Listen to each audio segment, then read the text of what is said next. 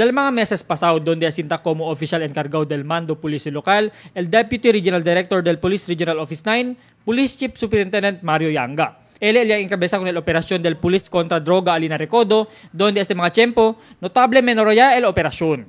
En antes aga, ya confirma el oficial encargado del Mando Police Local, Police Senior Superintendent James Mejia, que estos grupo que antes opera droga na lugar, el aura taman target, mata con el un oficial del police para manbalus. I received that information. We received that information also. Pero hindi naman specific yung info kung sino tsaka saan. Asigun kun Mejia, kenway sila konfirmasyon, si Ken official el taman target este grupo.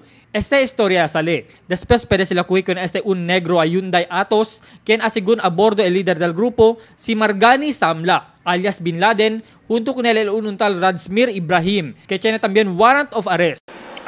Yes, meron nga.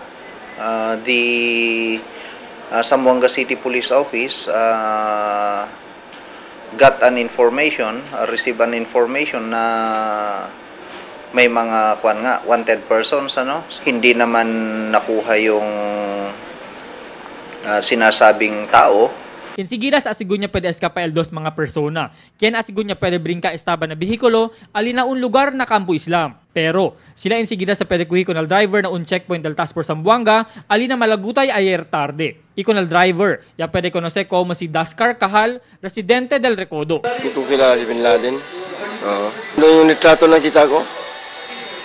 Kilala mo si Ren? Hindi ko kilala yun, pero nitrato. Con él pwede sacar un magazine del Caribe 45 fusil lleno de bala y con el mga galamiton de droga.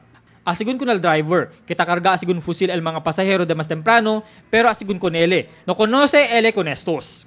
El Mando Policía Local ahora dale aviso con el de este mga personajes para queda mas vigilante na posible atake de este mga persona. Kaya nga alert din kami.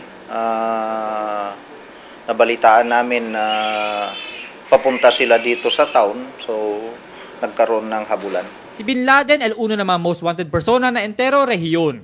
Albert Luna, Dateline Zamboanga.